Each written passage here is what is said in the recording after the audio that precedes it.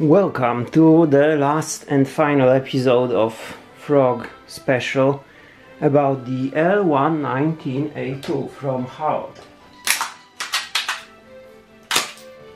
Obviously a GBBR. I assembled the complete gun, I tested it, I made sure that it works, but this is not the end of the process, because you can imagine right now what I want to do with it is to paint it. And after painting I need to put some furniture on the gun too. So this episode will be about this. You will see my painting method, how I do it. I'm not really saying that this is the best way, I'll just explain in general how I do it. I will be using these kind of spray paints, the Fosco, and I plan to use these three colors. So the base would go this drop and turn sand, and then on the top I will use the Coyote and the NATO green, plus some varnish at the end. This is the color scheme I want to achieve. Actually I have a L119A1 which I built off WE base gun, and I painted it the same way, so here I want to do the exact same thing. So here you can see my L119A1, how it looks like, how it is painted. And exactly this I want to achieve on the new gun, to make it kind of like family. This gun is already beat up a little. I used it many times. It has many rounds on it, yeah. But this is what I want to get here. So the first step to paint anything, I need to do some masking. I will be painting this gun in parallel. This is my friend M4 from VFC. The same color scheme will go on this gun. It's already prepared. So just to quickly explain, I try to do it, let's say, realistically, even maybe this is not fully needed for the functionality of the gun. So I always tape off the flash hider, of course the sights, so that they are black, easy to use. The magwell is taped off, as you can see. The trigger, in general, I don't want paint on any internal part of the gun. I'll paint it with closed dust cover. The markings for the fire selector are closed. Here there is the mod, I made a video about this, how to make ambidextrous fire selector. So here it is, for example. Obviously I need to tape off the hose. I like to tape off buffer tube, because when it's painted this paint strips somehow. Sometimes it's pretty tight with the stock after painting, I don't really like it. And the stock, because the stock is rubber, like the grip, this is the original Magpul K2, it's also rubberized, but let's leave it. But on the stock I don't want to have this paint, because it will be scraped extremely quickly against the webbing, yeah? So this is one side, and this is the other side. So I basically do the exact same thing. You can see the fire selector position markings are taped off. And the general markings I also tape off, yeah, just for reference. I can show again my L119. So here you can see I could not get the lower receiver for WE, that would be blank, so unfortunately these markings semi-safe auto are incorrect. It should be like on the L119A2 from HAO, and the markings are laser burned into the receiver. So obviously if I already burned them, I wanted them to be visible, because otherwise what's the point, yeah? So I kept this kind of scheme. Normally all military guns have to have their serial numbers visible, so I kept them visible, plus these markings too. So as I said, the same scheme will be present on my L119A2. I will tape it off right now. So this is exactly how I want this. So again, the stock is covered. Actually I could remove the butt plate here, but I don't know. I will paint it with it taped, yeah, it should be okay. The hose is secured, the buffer tube, as I said, markings on the fire selector, all the serial numbers, the trigger, magwell, and the flash hider. And the same goes for the other side, meaning all the markings here, these ones, these extruded ones here on top, I'm gonna leave. You see that there is some residue of the oil, and the paint will not catch too well against it. So in this, I cleaned this a bit where I needed to. Maybe I'll do some additional short cleanup. Let's see. Overall, it's kind of okay. I think I can leave it like this. and it will be a good base for the paint. So now I need to go to my balcony. Some people paint the guns when hanging them, and then they have access from all around. I don't have a possibility to do a such setup, so what I'm gonna do is just put the gun on some cover on my balcony, paint it, then rotate it, paint it again. And by the way, I also have something new, which is the HAO silencer for the L119A2. I bought it off HAO shop after, like, the same day I was recording the video saying that I will put the angry gun there, and I was surprised that it doesn't fit. I received the message from HAO shop that they have this. Yeah, I was on the watch list. I had it on the watch list. So what else could I do? I had to buy the HAO steel silencer, very heavy, very nice, fits perfectly. So it will get painted the exact same way. What I need to do with it, I will pack it up from the front and rear with some tissue also, that the paint doesn't go inside, but this is simple minor thing. Okay, let's get to the painting. This is my setup. You see I have two of the guns with some underlying layer. It's beautiful morning. We can be painting, yeah. So I'm painting also some additional things for friends. You see them lying around. And I'm gonna, as I said, use this Troppentarn sand first as a base layer for everything on two sides. One should be enough for both guns. And for my L119A2, I have some working pens here, but what is this? What's on my leg? Oh, nice. I forgot I have Magpul RSA in my pens and it's black, so maybe we can paint it too. I don't want to spray on my camera, so I will spray on everything and then I'll show you how it looks like. So this is the first loop. You see everything's painted. I don't do these rubberized grips completely, because this will wear out extremely quickly anyway, so I will just paint it, you know, as much as I get. Yeah, but other than this,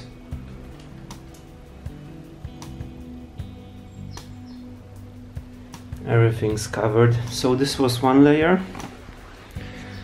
There will be the second layer for the other side, but the drying time is like 3 hours, so I need to wait till then. It will be the same kind of process, so I'll show it again just for information, and then let's have a look how do I paint it with these other colors. And now the second layer, you can see nothing special, just everything rotated to the other side, painted. Shell ejectors are closed. I used to take them off, but in the L119A2 it's not really possible easily to remove it, and I resigned from this some time ago, so now I just close it. I tape it from the inside to make sure that I don't paint bolt carrier group or something. I maybe didn't mention it.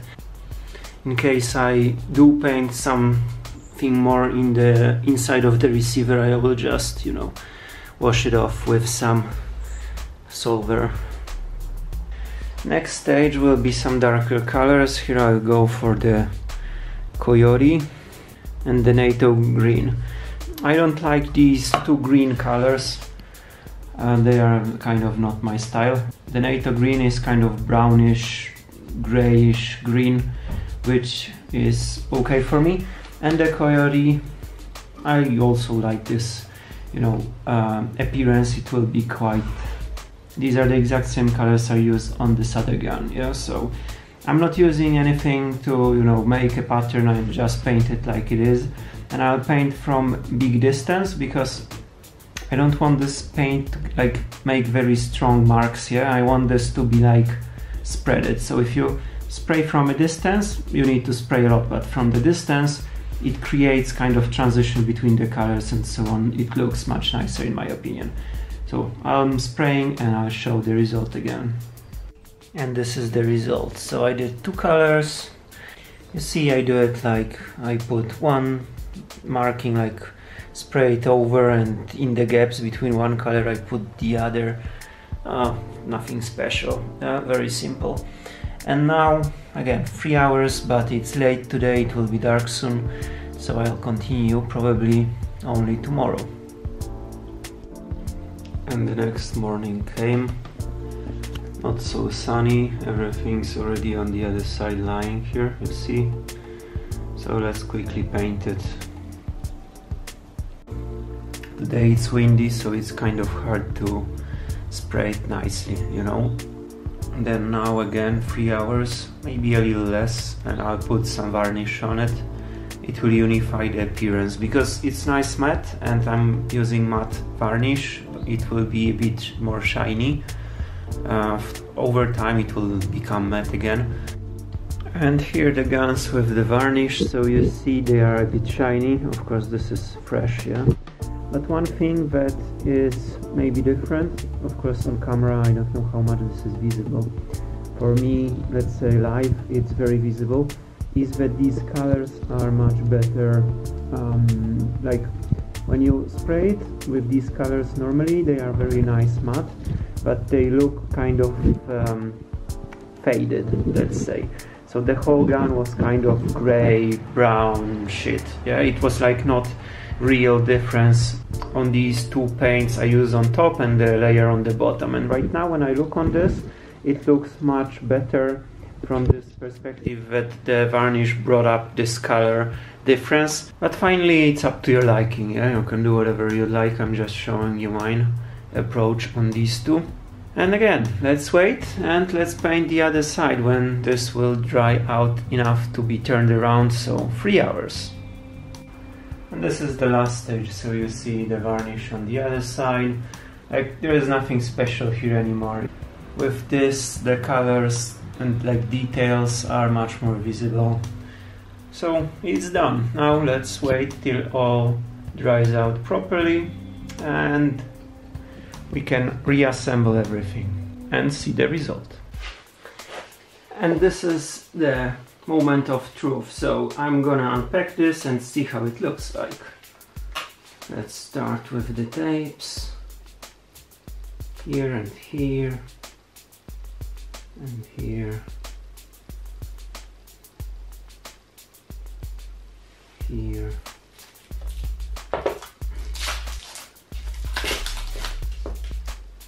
a little here.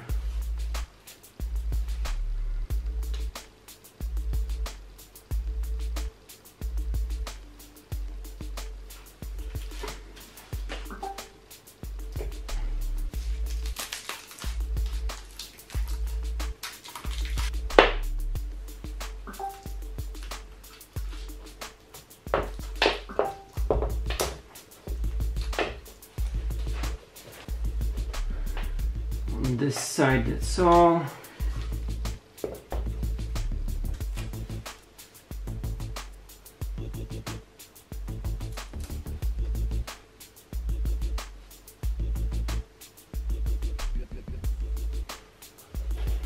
Here too.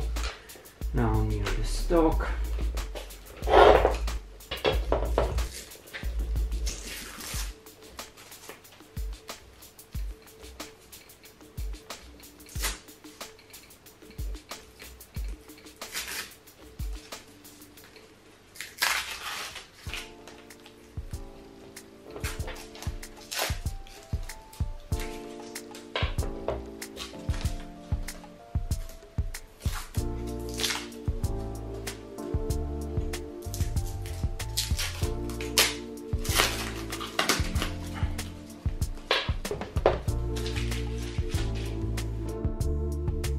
Nice, everything is painted perfectly.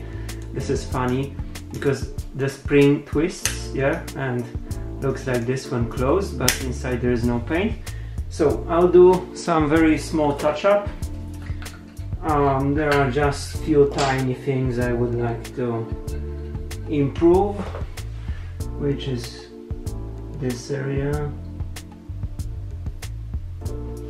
And this way the gun is complete. That in daylight it will look a little different than right now because I'm recording this in the room with fake light, yeah, but it's exactly how I wanted it. Really nice, still a bit shiny. As I said, this effect will disappear over time. I'll do one more thing quickly. When the gun, the paint will wear out, it will, you know, look better and better and better. but I don't like this trend that you know, wear out the paint artificially to make it look older and more used. Yeah, I just prefer to have this happen naturally because I actually use the gun. You know? If it uses up this way, there is one thing always missing, and in all these fakely used up guns it's the same thing, and it's really annoying to me because people, you know, wear out the paint to make it real and they forget about one very fine detail, which is the shell deflector.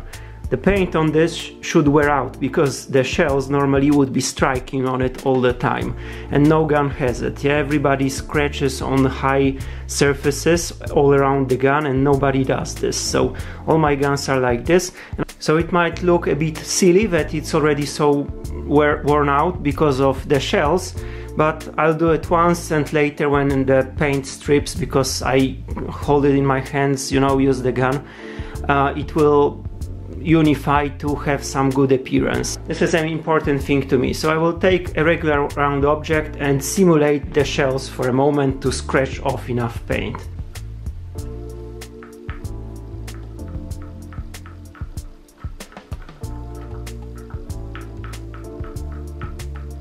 So here I have my simulated shell deflector damage. Yeah, it will stay like this. Over time maybe I will scratch a little more of it. For now it's fine.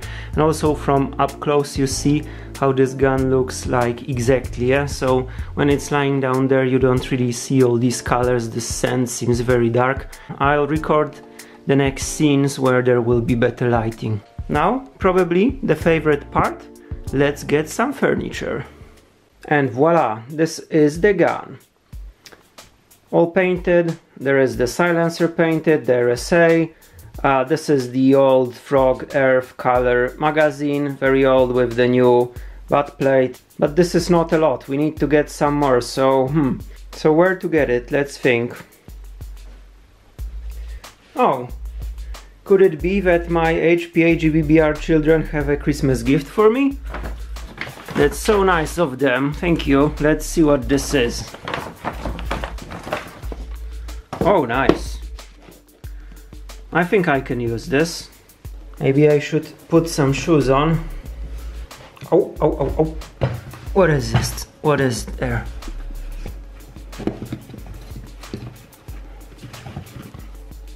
Oh, nice, a flashlight. That's useful too. And maybe brush some teeth. Oh, I don't have the toothpaste. Let's take some. Oh. What do you see? It's an original British Scapa tape. Might be useful. I see you have something for my quest of tacticality. Thanks, man. I need to go to the bathroom. Oh, what's this? Nice. I forgot I shit with tactical stuff. Yeah, but with all of this, I'm not convinced. This is still not fully tactical. It's like, without laser you cannot be tactical.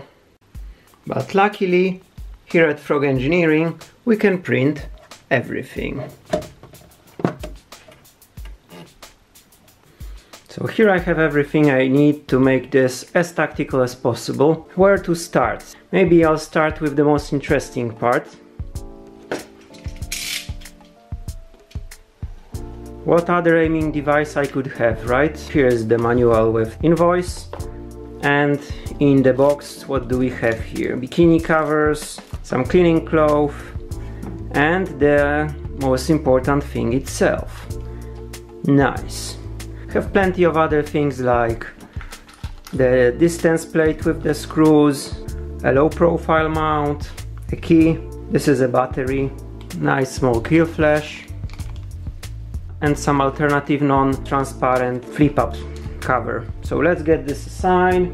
For now I will mount it the way it is, so two clear flip-ups, front, rear, nice. The battery will go here later, but for now let's just choose some place. I will not tighten it like crazy or anything because I need to really use it, see if this fits my setup. Maybe I can get some magnifier in the future or something. Let's tighten it down. Immediately it became much more British. What to do next? Maybe something obvious, the silencer.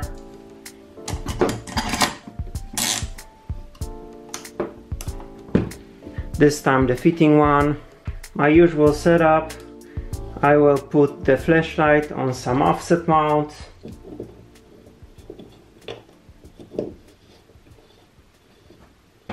Then the mandatory laser. Nice.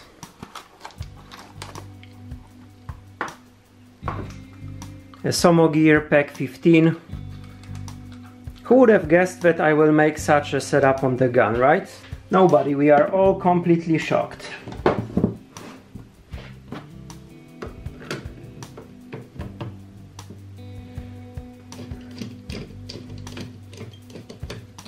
For now this will be the place. This one is simple.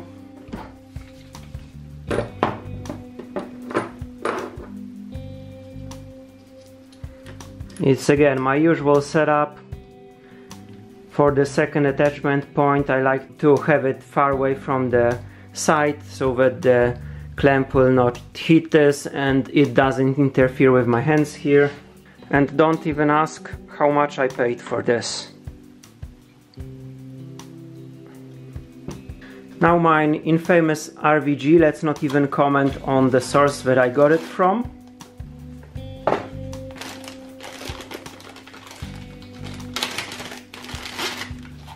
Very nice. What do we have here? Some M-lock attachment or whatever this is? Probably yes. Oh nice, it comes with a rail.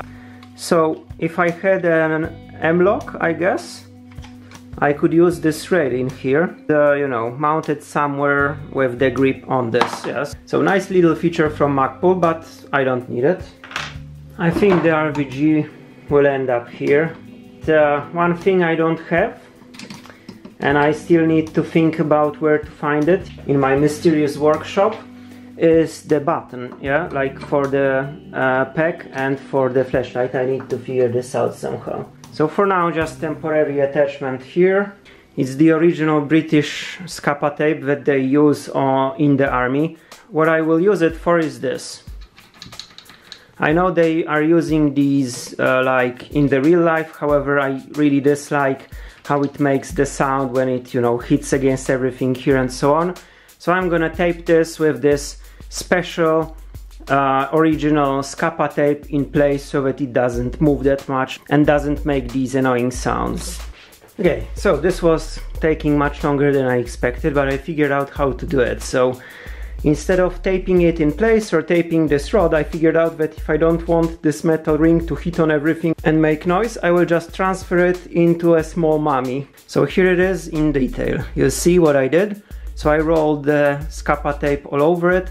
It actually blocks, you know, under the weight on the rifle. If it will wear out pretty quickly, I believe it will be compressed.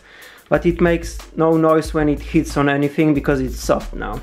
Maybe somebody invented this before me, but seems like a good option for me. Now when I will be using this, I can connect my sling here.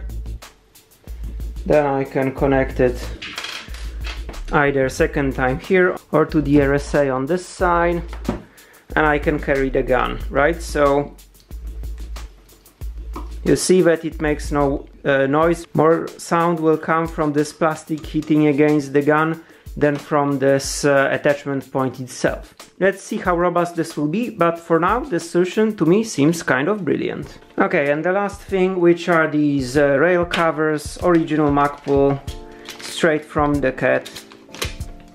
Let's see.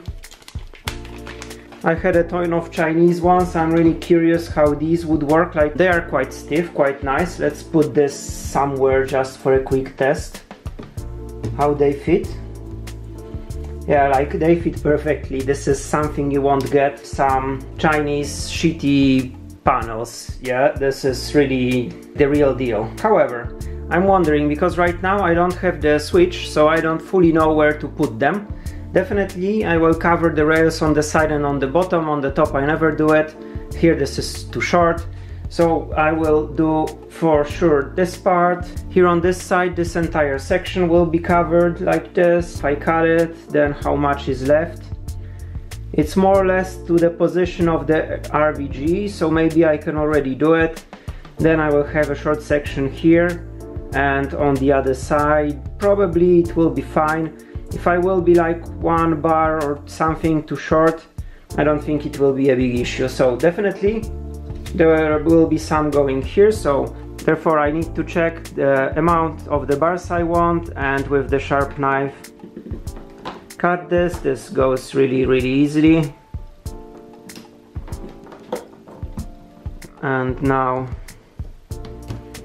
this one, bam, as I said, fit perfectly. On this side, if I cut it from this panel, let's see, I will be left with like 5 bars, which are also almost for this section. Let me think. Probably I prefer to take it from a fresh one. Then I will have a longer section. I can cut them in proper distance where I find out where the RVG will go finally. Because this is not the final position, as I said, I don't have any button for those, so the flashlight is non-functional right now, maybe you noticed. But this I need to figure out based on the setup I will make. So let's open the second one.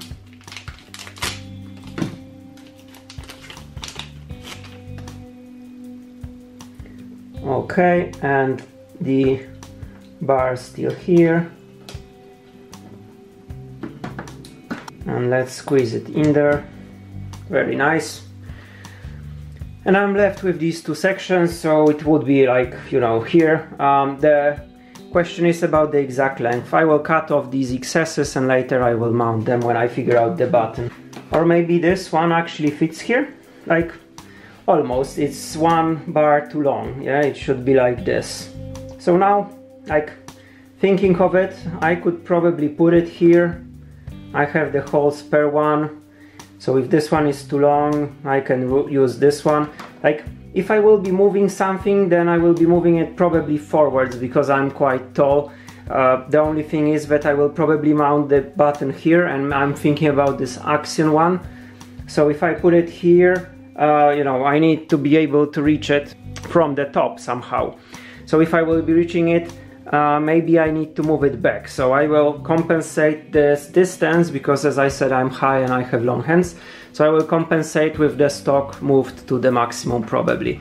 But now when I'm testing this, if I grab the gun like this, why I like RVGs, I like to sometimes carry gun this way, sometimes this way. So here you see I could reach some button on the top, but when I have my hand here, it's actually not that comfortable because it hits it ideally against this elevated portion of the rail.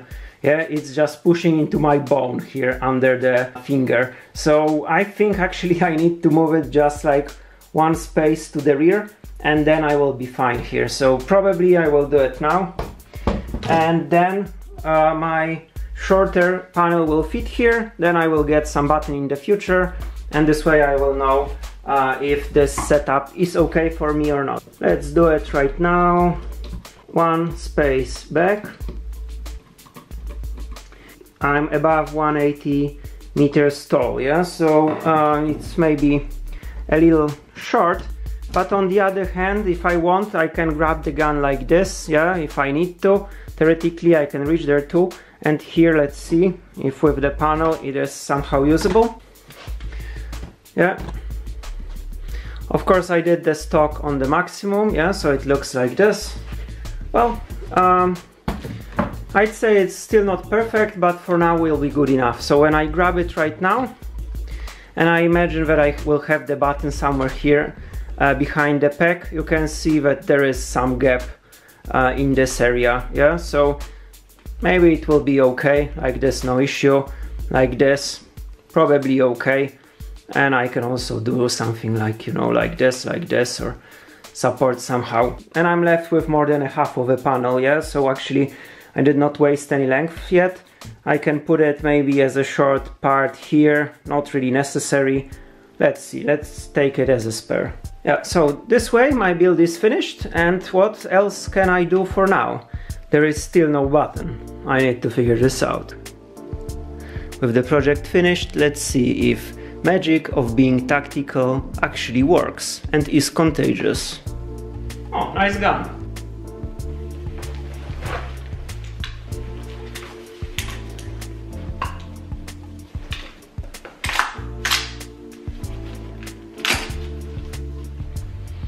And so, thank you for watching the 4-episode series of Frog Special. Whenever I'll be doing these custom from scratch builds, I will record the next episode, so be sure to subscribe, not to miss them. Like, comment, let me know what you think, and thank you for your attention. This was kind of long series, so I hope you liked it. So may the power of GBBR be with you.